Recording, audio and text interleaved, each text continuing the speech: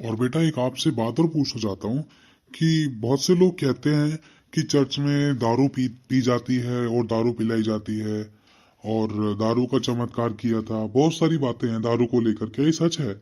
इसकी गहराई क्या है? हाँ जी, बिल्कुल सही सवाल किया है। मैं इसका आंसर देना चाहूँगा आपको।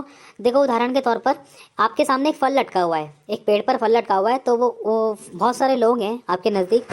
तो उसमें से 4 लोग कह रहे कच्चा है, 4 कह रहे कड़वा है, 4 कह रहे खट्टा है, 4 कह रहे मीठा है और 4 कह रहे सड़ा हुआ है। और जब तक आप उस फल को खाओगे नहीं, तब तक आपको उसका टेस्ट नहीं पता चल सकता। इसी तरीके से सबसे बड़ा रोग क्या कहेंगे लोग, लोगों का काम है कहना। वो तो कहकर निकल जाते हैं, लेकिन सच्चाई तो वही जानता है जो इस बात का अनुभव लेता है। और रही बात दारू की, तो बाइबल में इस विषय में लिखा है कि आप जानते ही होंगे, जो कच्चे अंगूरों का रस होता है उसे दाखरस कहते हैं। उससे नशा नहीं होता, वो एक जूस होता है। और जो यीशु मसीह ने चमत्कार किया था, वो दाखरस, पानी को दाखरस में बदला था, जिसे दाखरस का मतलब कच्चे अंगूरों का रस कहते हैं। ठीक है। और एक दाख मधु और एक मदिरा, ये दोनों हुल्लड़ मचाने वाली होती है। हुल्लड़ मतलब बाइबल में लिखा है हुल्लड़ मचाने वाली होती है, मतलब जो नशा कर देती है, जिसमें इंसान को ना अपना होश रहता ना दूसरे का होश रहता, जिसको चीथड़े पहनने पड़ते हैं। क्योंकि बाइबल में साफ लिखा है, पिन्नक करने वाले को चीथड़े पहनने पड़ते हैं। ये नशा करती है। ये मदिरा और दारू और दाख मधु, ये सारी चीज़ें एक नशे वाली वस्तु हैं। लेकिन दाखरस, जो बाइबल में यीशु मसीह ने चमत्कार किया था और जो चर्चेस में आजकल यीशु मसीह के लहू को याद करके एक वाचा के रूप में पिया जाता है ना, वो दाखरस होता है, जो कच्चे अंगूरों का रस होता है, जिसे हम जूस कहते हैं। अब वही चीज़ है, जिसने अनुभव नहीं लिया वो तो कुछ भी कह देता है। अब दूसरों को देखकर हम अपनी चाल नहीं बिगाड़ेंगे। अब जो समझदार है वही इन बातों को समझेगा। अब ये सोचने वाली बात है कि चर्च में छोटे बड़े बुजुर्ग और कई प्रकार के लोग होते हैं, तो क्या उनको दारू पिलाई जाएगी? ये सिर्फ बोलने वाली बातें हैं। जिसने अनुभव लिया है वही इन बातों को समझ सकता है। इसी प्रकार जैसे कि अभी आपने पूछा क्वेश्चन, तो इसी रिलेटेड तो कुछ लोग कहते हैं कि धर्म बदल जाएगा, धर्म बदल जाएगा। मेरा एक प्रश्न है, मैं एक बात कहना चाहता हूँ इस बारे में। आई डोंट थिंक सो, कि मुझे नहीं लगता कि कोई इस बारे में आंसर दे सकता है। इस क्वेश्चन ये है कि जब एक सिख व्यक्ति साईं बाबा की पूजा करता है, जब कोई नहीं कहता कि धर्म बदल जाएगा। जब एक सिख व्यक्ति कंजके बिठाता है, जब कोई नहीं कहता धर्म बदल जाएगा। जब एक सिख व्यक्ति गुरुद्वारे जाता है, तब तो कोई प्रॉब्लम नहीं है। जब एक सिख व्यक्ति देवी देवताओं की पूजा करता है, जब कोई नहीं कहता धर्म बदल जाएगा। और जब हिंदू व्यक्ति साईं बाबा की पूजा करता है, जब कोई नहीं कहता वो मुसलमान बन जाएगा। जब एक हिंदू व्यक्ति मज़ारों में जाता है या पीर फकीर के जाता है, जब कोई नहीं कहता धर्म बदल जाएगा। लेकिन जब किसी भी कौम का व्यक्ति जब चर्च में आता है, तो लोग क्यों कहते हैं कि धर्म बदल जाएगा? ये मेरा प्रश्न है। बिल्कुल सही बात बेटा, मैं आपकी बात से बिल्कुल सहमत हूँ, क्योंकि मैंने भी बहुत सुना है कि कोई कहता है कि 60,000 रुपए, कोई कहता है 70,000 रुपए, कोई कहता है लाखों रुपए देकर कन्वर्ट करते हैं।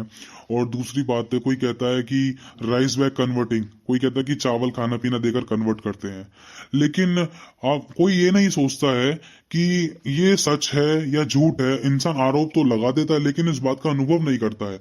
आंखें बंद करके किसी के भी क्वेश्चन, किसी के भी आंसर्स को कॉपी पेस्ट कर देता है किसी पर भी, लेकिन उन बातों को समझता और अनुभव नहीं लेता है। बिना सोचे समझे बोल देता है, लेकिन कभी अनुभव नहीं लेता है।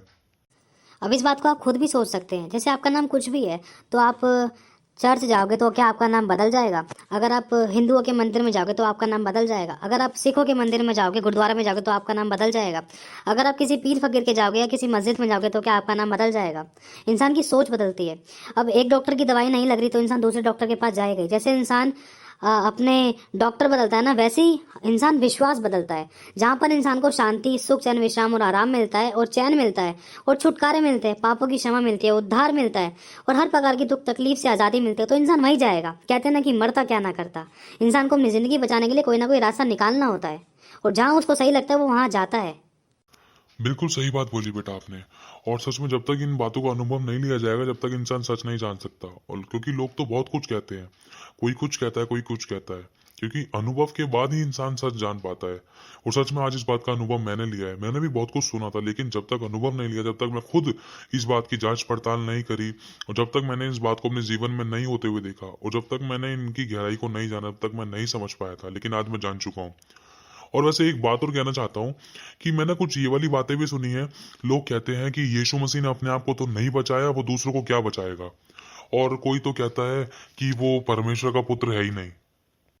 बिल्कुल, मैं आपके इन प्रश्नों का उत्तर देना चाहूँगा, पर सबसे पहले बताना चाहूँगा कि जो आपने क्वेश्चन किया कि यीशु मसीह अपने आप को तो नहीं बचा पाए। अब सबसे पहले आपको प्रेम की परिभाषा जाननी होगी। प्रेम का मतलब क्या होता है? प्रेम आनंद, शांति, धीरज, कृपा, भलाई, विश्वास, नम्रता और संयम। जिसमें प्रेम है उसके अंदर ये गुण पाए जाएंगे। जिसमें प्रेम नहीं है उसके अंदर लालच, लोभ, मोह, मदिरा, ढिठाई, झूठ बोलना, चुगली निंदा करना, बुराई करना, बैरभाव करना, ईर्ष्या करना, व्यभिचार करना और अपने हित के लिए, अपने फायदे के लिए दूसरे को इस्तेमाल करना और दूसरे का दिल दुखाना और किसी को अपने अपने फायदे के लिए, अपने शरीर की अभिलाषाओं के लिए इस्तेमाल कर लेना या अपने फायदे के लिए किसी पे केस कर देना या किसी पे दोष लगा देना या किसी की बुराई कर देना, किसी की बेइज्जती कर देना। क्योंकि प्रेम इन सब बातों से परे है। प्रेम एक बलिदान को दर्शाता है और जिसमें प्रेम है वो इन सब बातों से दूर रहता है। मैं ये नहीं कहता कि हम में से कोई परफेक्ट है, लेकिन हमसे गलतियां हो जाती है, लेकिन हमें ये समझना है कि प्रेम क्या है। लेकिन वचन में लिखा है कि परमेश्वर प्रेम है। परमेश्वर ने जगत से ऐसा प्रेम रखा, यूहन्ना 3:16 में लिखा है कि परमेश्वर ने जगत से ऐसा प्रेम रखा कि उसने अपने इकलौते पुत्र को दे दिया ताकि जो कोई उस पर विश्वास करे वह नाश ना हो परंतु अनंत जीवन पाए। अब परमेश्वर ने प्रेम किया, जब ही तो अपने आप को दे दिया। वो हमसे प्रेम करता है। प्रेम एक बलिदान को दर्शाता है। प्रेम प्रेम झुंझलाता नहीं है। प्रेम अपनी बड़ाई नहीं चाहता। प्रेम फूलता नहीं। प्रेम अनरीति नहीं चलता। प्रेम घमंड नहीं करता। प्रेम दोष नहीं लगाता। प्रेम कमी नहीं निकालता। प्रेम अपने आप को दूसरे के लिए दे देता है।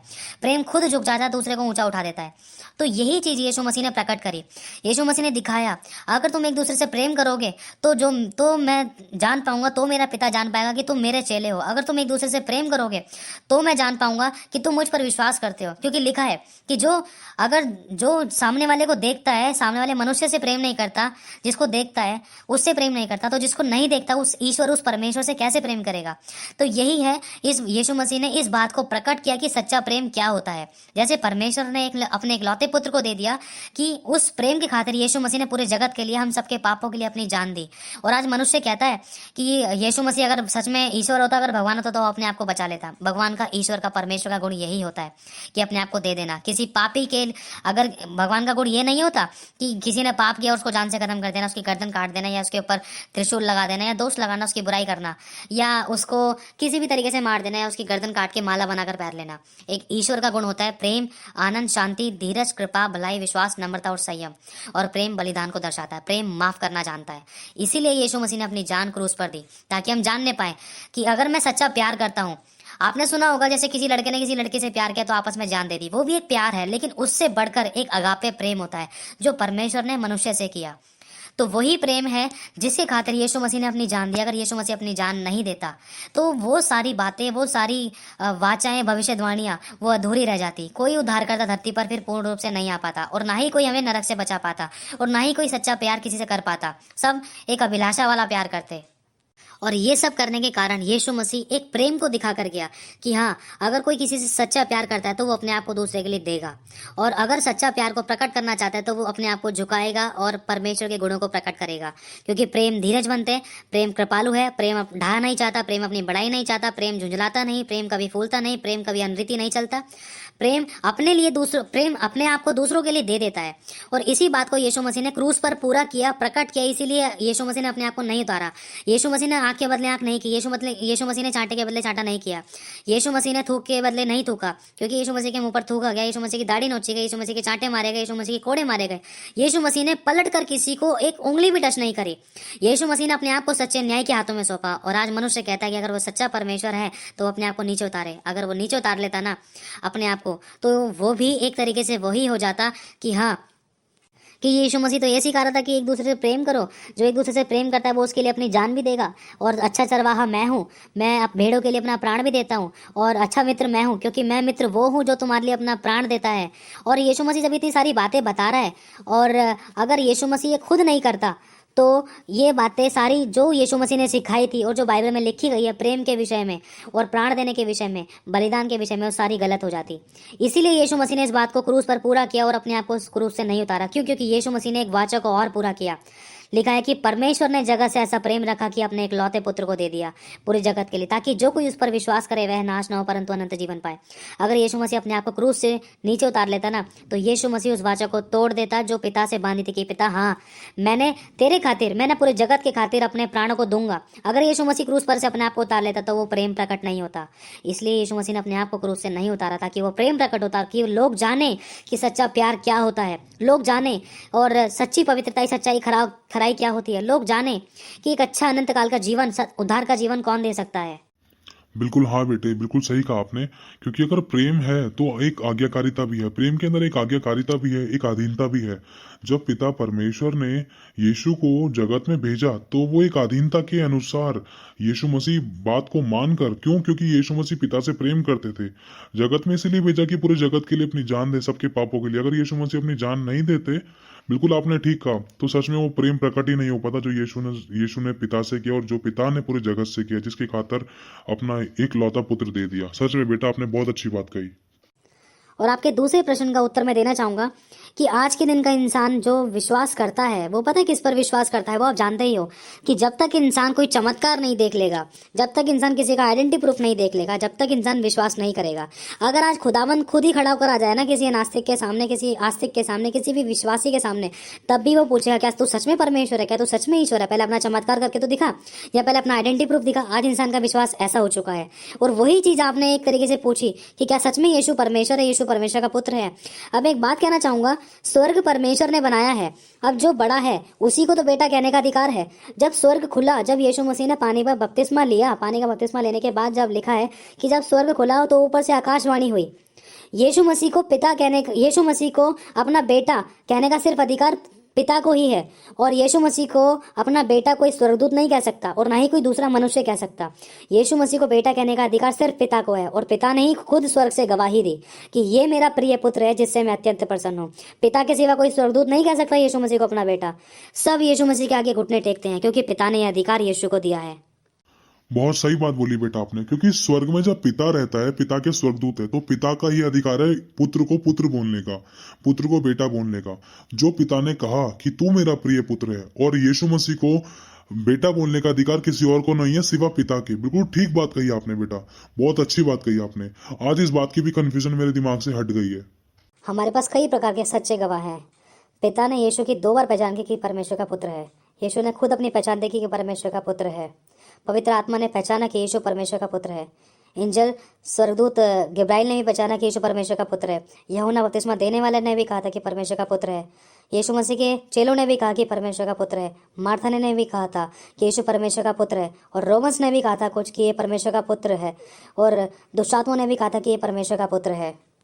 बिल्कुल सही बात कही बेटा आपने। इतने सारे गवाह होने के बाद भी आज इंसान इतना अंधविश्वास में और इंसान इतना शक करता है।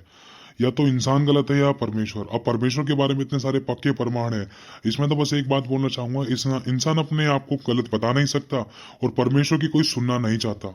इसमें इंसान का ही नुकसान है।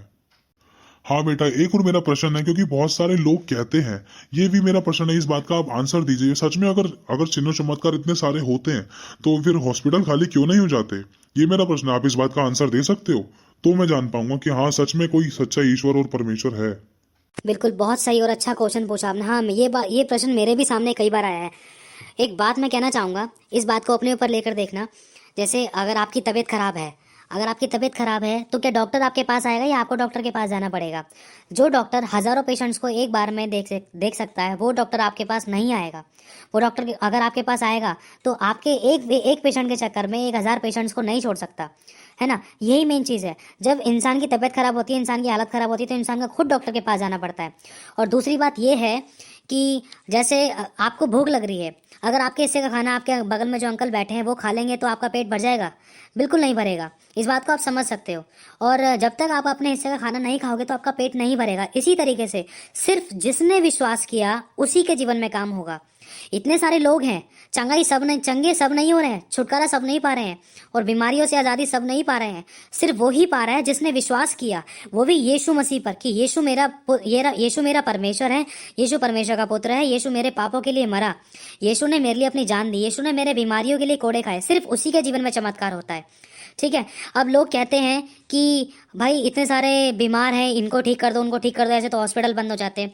बस इसमें एक ही बात कहना चाहूँगा, सिर्फ जिसने विश्वास किया उसी के जीवन में काम होगा। बताया बहुतों को गया है, लेकिन लोग यही कहते हैं कि धर्म बदल जाएगा। लेकिन जब इंसान समस्या मुसीबत में आता है ना, तो इंसान के घुटने ज़रूर टिकते हैं। और आज इंसान कहता है कि भाई हम उस पर विश्वास करते हैं, हम साइंस पे विश्वास करते हैं, हम साइंस के अलावा किसी विश्वास नहीं करते, या मैं किसी पर विश्वास करता ही नहीं, किसी पर विश्वास नहीं करता। तो सिर्फ इसमें एक बात बोलना चाहूँगा, कि जो लोग ज्यादा बुद्धिमान बनते हैं या ज्यादा चतुर बनते हैं, परमेश्वर उनको उनकी चतुराई में, बुद्धिमानी में फंसा देता है। और ज्ञानवानों को लज्जित करने के लिए परमेश्वर ने अपने मूर्खों को चुना है। हम मूर्ख हैं, हमें परमेश्वर ने मूर्ख रहने नहीं दिया। हमें बुद्धिमानों को शर्मिंदा करने के लिए ज्ञान और समझ और परमेश्वर ने अपना दया का हाथ हम पर रखा हुआ है। और रही बात दूसरी, जो लोग कहते हैं कि भाई हम साइंस पर विश्वास करते हैं, अब एक बात, इस बात को सोच कर देखो, जब कोरोना वायरस आया तो किसने इस बात का छुटकारा निकाला, किसने इस बात का एक वैक्सीन बनाई? किसी का भी, कोई भी डॉक्टर, कोई भी साइंटिस्ट इस चीज में कामयाब नहीं हो पाया, वरन डॉक्टरों ने भी अपनी जान दे दी। इस बारे में कौन कहना चाहेगा? क्या डॉक्टरों ने घुटने नहीं टिकाए खुदावंत के आगे? क्या डॉक्टरों ने पश्चाताप नहीं किया यीशु के आगे? यहाँ तक कि यूएसए के प्रेसिडेंट ने भी कह दिया यीशु मसीह की बड़ाई करके। अब एक बात कहना चाहूंगा, एक टाइम पे डॉक्टर भी हाथ खड़े कर देता है ना, तो वो भी ये कहता है कि दुआ प्रार्थना कर। जो दुआ प्रार्थना इंसान लास्ट में करता है ना, जब तक समय निकल जाता है, अगर वो चीज इंसान पहले ही कर लेना तो इंसान हॉस्पिटल जाने की इंसान को जरूरत ही नहीं पड़ेगी। अब वो दुआ प्रार्थना कर किससे रहा है, ये उसको जांचना है, ये उसको जांचना है, क्योंकि पांचों उंगली एक बराबर नहीं होती है। अब हमें ये देखना है जिससे हम दुआ प्रार्थना कर रहे हैं, जिसको हम फॉलो कर रहे हैं, क्या उसके अंदर वो गुण है, क्या उसके अंदर वो ताकत है, वो सामर्थ्य है, क्या वो सच में हमारे पापों को क्षमा कर सकता है, क्या उसके अंदर वो प्रेम के गुण हैं, क्या सच में उसने हमारे लिए जान दी है, क्या उसने सच में दूसरे रोगियों को चंगा किया, क्या उसके अंदर क्रोध है या नहीं है, कहीं उसमें क्रोध तो नहीं है जिसको हम पूजा पाठ कर रहे हैं। ये हमें देखना है। हमें दूसरे के अंदर ये क्वालिटी देखनी है जिसके बारे में हम पूजा पाठ कर रहे हैं, जिसको हम फॉलो करते हैं, क्या उसके अंदर वो गुण है कि वो मुझे दुख से निकाले, या हमें समस्या से निकाले, या परेशानी से निकाले, या चिंता से निकाले, या हमारे टूटे रिश्ते को जोड़े, या बच्चे की आशीष दे, या हर प्रकार की बीमारी से आजाद करे। क्या कभी ऐसा चमत्कार किया है जिनके हम पूजा करते हैं, जिनको हम फॉलो करते हैं, चाहे गुरु है, चाहे ईश्वर, चाहे देवी देवता है, चाहे कोई सा भी भगवान है, चाहे कोई सा भी परमेश्वर है। बस एक बात कहना चाहूंगा, हमें आंखें बंद करके किसी पर नहीं चलना है। जब इंसान सब्जी भी मोल भाव करके खरीदता है तो ये तो जिंदगी की बातें हैं। बहुत बहुत बहुत सही बात कही बेटा आपने, बहुत अच्छी बातें कही। सच में ऐसी ज्ञान की बातें तो हमें शायद मुश्किल ही सीखने के लिए मिलती है, अगर हम यहाँ पर अनुभव लेने नहीं आते तो। सच में आज हम जान पाए कि सच्चा परमेश्वर, सच्चा ईश्वर कौन है। हम और भी जानना चाहते हैं कि भारतीय ग्रंथ इस बारे में क्या बताते हैं। आप हमें जरूर बताएं।